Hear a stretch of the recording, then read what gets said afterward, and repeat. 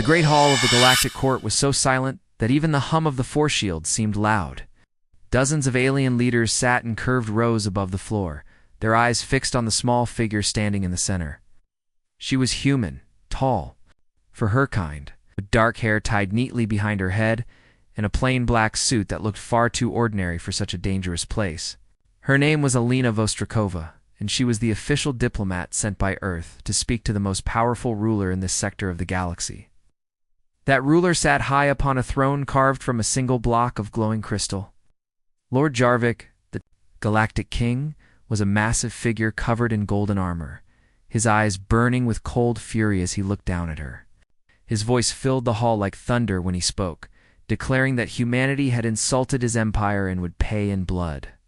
Gasps and whispers broke out among the audience, but Alina only stood still, her hands folded loosely in front of her, her expression calm as if she were listening to a weather report. Jarvik rose from his throne and pointed a clawed finger at her, telling the guards that she would be executed before the next hour passed.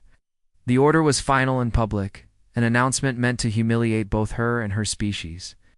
But as the words echoed through the great hall, a small, almost invisible smile appeared on Alina's face. It was not the smile of someone trying to look brave. It was the smile of someone who already knew the ending of the story.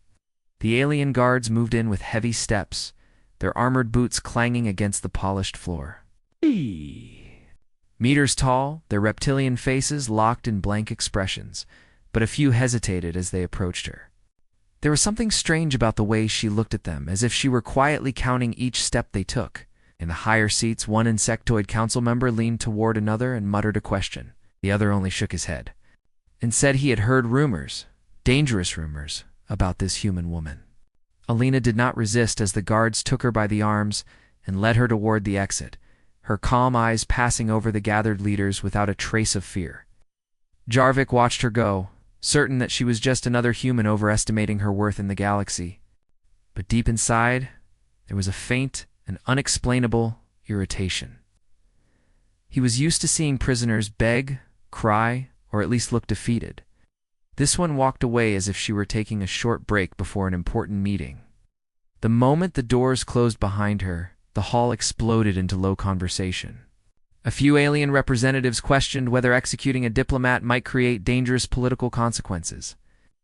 Others said it was the only way to remind Earth of its place. Jarvik dismissed them all with a wave of his hand, his mind focused on the image of that faint smile. It bothered him in ways he could not explain. Scaled Advisor approached and suggested that perhaps it was best to delay the execution until they understood more about her background. Jarvik laughed, his deep voice rumbling through the air, and asked what there was to understand about a human envoy.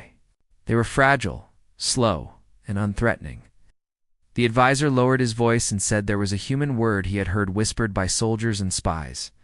Across several systems, Baba Yaga. Jarvik's expression hardened. He had heard the name before, a ghost story passed around by mercenaries, but it was nonsense. The idea of one human capable of terrifying hardened killers was ridiculous. He ordered the advisor to stop speaking nonsense and to prepare the court for her public execution. Meanwhile, Alina was being led through the long corridors of the palace, the smooth walls lined with glowing panels, and the air carrying the faint scent of ozone. She did not speak to the guards, but she studied every hallway, every corner, every shadow. One guard, a tall insectoid veteran with faded scars across his mandibles, slowed his pace and stared at her for a moment longer than necessary. Then he looked away quickly, his grip on his weapon tightening. He had seen her before, not here, not officially, but in the aftermath of missions. No one was supposed to survive. Fleets gone without a single distress signal, leaders found dead without any sign of forced entry, whole pirate bands disappearing as if swallowed by the void. He said nothing to his younger comrades, but his heart beat faster as they moved toward the detention block. The guards placed her in a small holding chamber lit by a single cold light from above. Heavy energy bars formed the walls, flickering faintly with a deadly charge. A camera watched her from the corner, its lens glowing red. Alina sat down on the narrow bench without a word, her hand still resting in her lap. Outside, the guards exchanged uneasy glances. One of them asked why she was so calm. Another shrugged and muttered that humans were strange, that they had unpredictable ways of thinking, but none of them could shake the feeling that they were not escorting a helpless prisoner at all. Back in the throne room, Jarvik stood alone, staring out of the high window at the glowing city below. He told himself he had made the right choice, that killing this human would send the right message. And yet the faint image of her calm smile kept returning to his mind. It was the kind of smile you only saw from someone who was holding a winning hand. For the first time in years, the king felt the smallest trace of unease. Somewhere deep inside, a voice he had long ignored whispered that perhaps this time the prey was not what it seemed. And in the shadows of the palace, far from the eyes of the guards, the game had already begun. The corridor outside the holding chamber was dim and quiet, except for the low hum of the energy barriers. 2 guards stood watch, speaking in low voices, their eyes flicking toward the human inside every few seconds. Alina Vostrakova sat completely still, her gaze fixed on the floor, but her breathing was slow and steady, as if she were resting before something important. The older guard, the scarred insectoid veteran named Krell, kept glancing at her until finally his younger partner noticed. The younger one asked, "What was wrong?" Krell hesitated before leaning closer and whispering that he had heard her full name when the guards logged her into the prisoner system. Not just Alina Vostrakova, Lena Sergeyevna Vostrakova. The younger guard frowned, not understanding, but Krell's mandibles clicked nervously. That name, he said, was linked to an old human legend in a codename in classified files. Baba Yaga. The younger guard laughed softly, saying that was just a myth, some human bedtime story. Krell shook his head slowly. He had served in 3 different war zones and had seen the aftereffects of operations no one could explain. Entire bases emptied without alarms. Commanders found dead in locked rooms. Armies broken without a single shot recorded. Whenever those things happened, soldiers would whisper that the Baba Yaga had come. Krell had dismissed it as superstition until now. But seeing her there, silent and calm, made something deep in his instincts tell him it was true, he warned his partner to stay alert, because if she was who he thought she was, nothing in this palace was safe. Inside the chamber, Alina slowly lifted her head, as if she could hear their conversation through the thick energy field. Her eyes met Krell's. For just a moment, there was no expression on her face, but the look was enough to make him glance away and tighten his grip on his rifle. He knew she had read him like an open book. She could tell he recognized her. Back in the throne room, Lord Jarvik was speaking to his advisors. Several of them were uneasy about executing a diplomat, worried about the political fallout. Dismissed their concerns, reminding them that Earth was still a small power in galactic politics and that a public execution would crush any arrogance they had developed. One advisor, the thin-scaled one who had spoken before, dared to bring up the Baba Yaga name again. He claimed he had intercepted encrypted communications between mercenary bands, warning each other never to take jobs against certain human targets. Jarvik cut him off sharply, declaring that he would not be intimidated by campfire tales.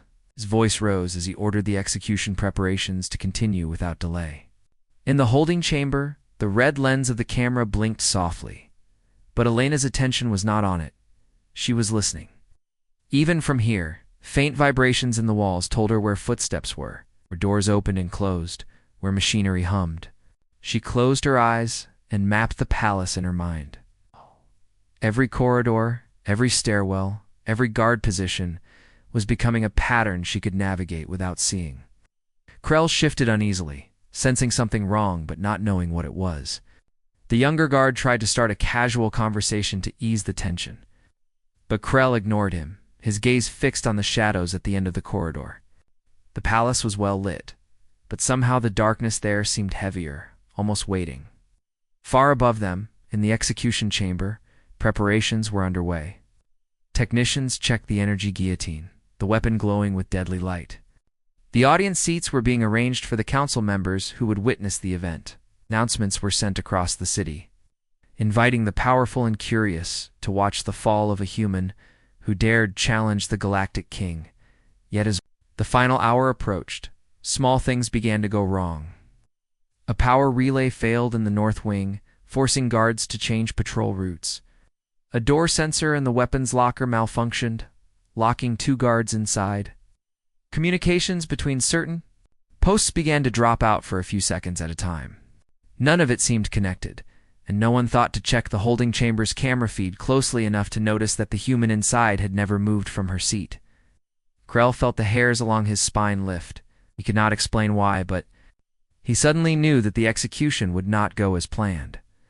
He thought about saying something to the control room, but he also knew no one would listen. It would laugh at him for believing in an old ghost story. So he stayed silent, watching. The woman who sat so still, yet somehow seemed to be reaching out into every shadow of the palace. Inside her mind, Alina was counting down. Every sound, every movement, every flaw in the palace's perfect order was a piece of the puzzle falling into place. The chains on her wrists and the energy field around her cell were not prison walls. They were only part of the stage she had chosen. And soon, the real performance would begin. The execution chamber was ready. Rows of alien dignitaries filled the upper platforms, their strange eyes fixed on the central stage where a glowing energy guillotine stood waiting. Guards lined the walls, weapons in hand, their armor polished, and their stances rigid. The air was heavy with the mix of curiosity and anticipation. It wasn't every day that a human diplomat was sentenced to die before the Galactic court. Lord Jarvik entered with slow, deliberate steps, his golden armor gleaming under the lights. He sat on his throne at the far end of the hall, a place designed so that he could watch the death of his enemies without moving a single muscle. His gaze swept across the audience, then down to the empty spot where the prisoner would soon stand. The side doors opened, and Alina Vostrakova was brought. In her wrists were bound with glowing restraints, her pace steady, her eyes scanning the room as if she were taking mental notes. She didn't look up at the guillotine, nor at Jarvik, nor at the crowd watching her.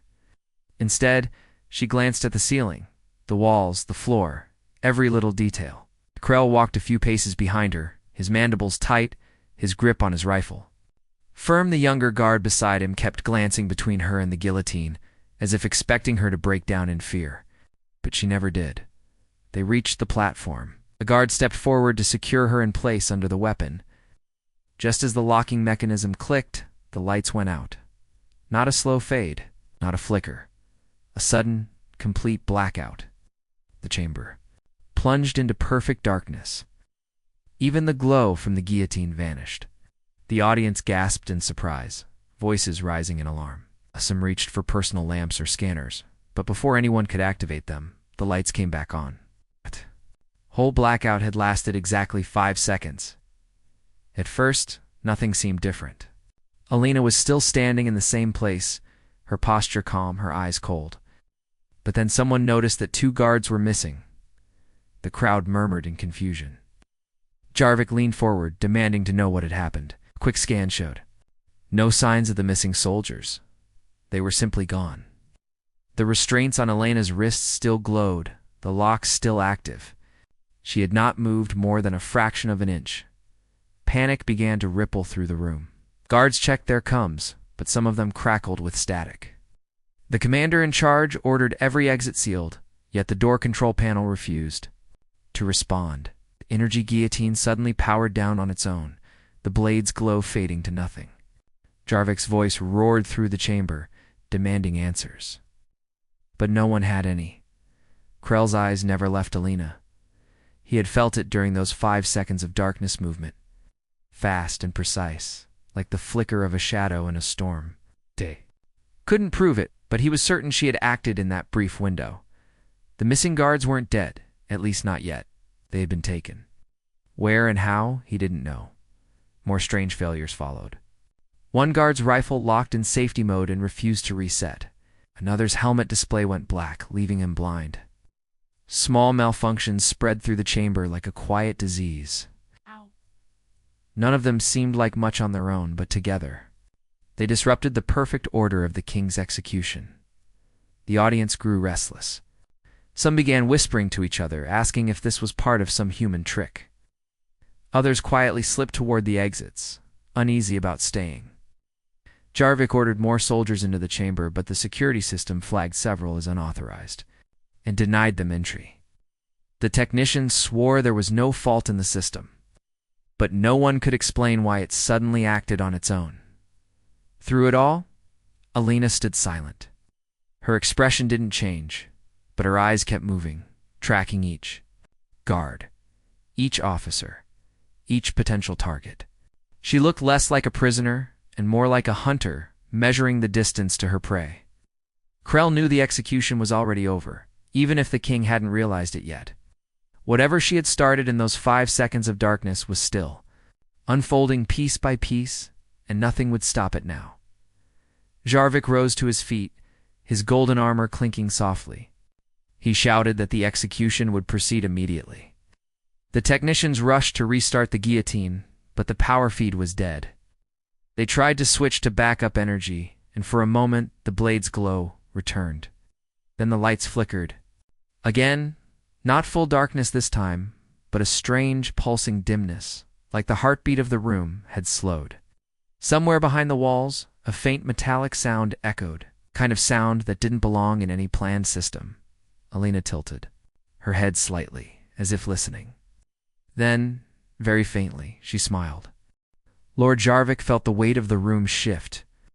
It was not something the sensors could measure, but he knew it in his bones. The execution chamber no longer belonged to him. His soldiers still stood at their posts, their armor still shone, their weapons still hummed with charge, but the air had changed. The quiet confidence he usually carried in his throne felt weaker now, as if something invisible was pressing against him. He scanned the audience, expecting fear to be on their faces, but what he saw was worse. They were not afraid of him anymore. Their eyes kept drifting toward the human, and it was not pity or curiosity in those looks. It was the uneasy respect predators have when they realize there's another predator in the room. The guillotine powered down again without warning. The technicians panicked, one of them swearing that the system's command codes had been rewritten in real time, as if someone else were controlling it. Jarvik barked orders for them to switch to manual override, but their screens flickered and died. The chamber doors remained locked, trapping everyone inside. Jarvik's mind told him it was sabotage from within, yet the thought kept creeping. Back that the only person who could be behind it was standing in plain sight, her wrists still bound. Krell's mandibles twitched with unease. He remembered battlefields where enemies never showed themselves until it was too late. He remembered rumors of a human who could walk into a war zone and walk out alone, leaving only silence behind. He had never believed the stories until now. His gaze locked on Alina as she finally looked up at the king. There was no fear in her eyes, only the cold patience of someone who had already decided how the night would end. Jarvik felt an unfamiliar sensation building in his chest. It was not rage, though rage was there too. It was fear. He tried to smother it by reminding himself who he was, the Galactic King. Victor of 7 wars, ruler of systems whose names humans could not even pronounce. Yet the way she looked at him, as if he were already a dead man, made his stomach tighten. He motioned for the guards to remove her from the chamber and place her in maximum containment until the systems were restored. But when the 2 nearest soldiers stepped forward, the lights dimmed again. This time it lasted longer 10 seconds. The sound of boots on the floor came first, then the sharp thud of a weapon hitting metal, then silence. When the lights returned, those 2 soldiers were gone, and their rifles lay on the ground, still warm from their hands. The audience erupted in shouts. Some called for immediate evacuation. Others demanded the king kill her on the spot. Jarvik slammed a clawed fist against the arm of his throne and roared for order, but his voice could not hide the tremor in it. He looked to his chief of security for reassurance, but the alien avoided his gaze. In the corner, Krell adjusted his rifle, not out of preparation to shoot, but out of an old soldier's habit when danger could not yet be seen. In the chaos, Alina spoke for the first time since entering the chamber. Her voice was calm and steady, carrying easily across the space without being loud. She told Jarvik that she had read the files on his childhood, the mines where he was born. The rival clans he had crushed, the secrets he had buried. She named the location of a hidden fortress he had built before he was king, a place known to only 3 living beings in the galaxy. The crowd fell silent. Even the guards froze. Shvik's mind raced. No one outside his inner circle knew those things. He had erased records, silenced witnesses, destroyed every trace. For a human diplomat to speak them here, in his court, was impossible unless she had been close enough to those who had died. Elena's gaze did not waver. She told him she did not come here for war, but if war was forced on her people, she would bring it to his very throne. Her words were not shouted, but each one struck like a blade sliding into the space between his armor plates. For the first time in years, Lord Jarvik wished the execution would happen quickly, not for the sake of his empire, but to end the feeling that this human had already stepped inside his mind and begun dismantling it piece by piece. Yet some part of him knew it was already too late. Whatever game she had set in motion was still playing out in the shadows, and in that game, he was no longer the hunter. Night fell over the palace like a curtain of black glass. The city outside glowed in the distance, but inside the king's fortress, the lights were dying one by one. First it was the west wing corridors, then the upper balconies, then even the high towers, where the guards kept watch. The loss of power did not come all at once, came like a creeping tide, moving from section to section until entire floors were drowned in shadow. The security teams moved quickly, their voices echoing through the coms as they reported strange malfunctions. Some doors sealed themselves and refused to open. Other doors opened on their own, leading to empty rooms that should not have been empty. Weapons storage compartments unlocked without warning, yet the rifles inside were missing. Lord Jarvik sat in the war room surrounded by glowing holomaps of his palace, each one marked with flashing red signals where systems had gone down. His commanders spoke over each other, trying to explain the failures, but none of them could give him an answer. He ordered the human to be moved to an isolated containment vault deep below the palace. The guards assigned to the task never checked, and a search team went to find them, only to return pale and silent, refusing to say what they had seen in the halls. The shadows seemed to move even when the lights were steady. Krell led a patrol through the eastern corridor, his weapon held ready. His years of service told him what his mind did not want to admit. This was not random failure. This was method. Each system that went down, each section that went dark, was part of a larger plan. And only one person inside the palace had the skill to make it happen without being seen. At the heart of the blackout, Lena Vostrikova walked through the corridors with silent steps. The restraints were gone. Her black clothing blended into the darkness so completely that even security cameras failed to detect her. Every movement was precise, every turn calculated. She carried no weapon in her hands, yet the weapons of the guards she had passed were now missing from their holsters. The soldiers she encountered did not cry out. They did not have time. Jarvik's most trusted bodyguards were summoned to protect the throne room. They stood in a tight formation around him, scanning every corner, every shadow. The heavy reinforced doors shut with a deep metallic echo. For a while, the silence held. Then, far away, a faint metallic click rang out, followed by another, closer this time. The guards shifted uneasily. One tried to open a comm line to the control center, but received only static. The first scream came from the outer hallway.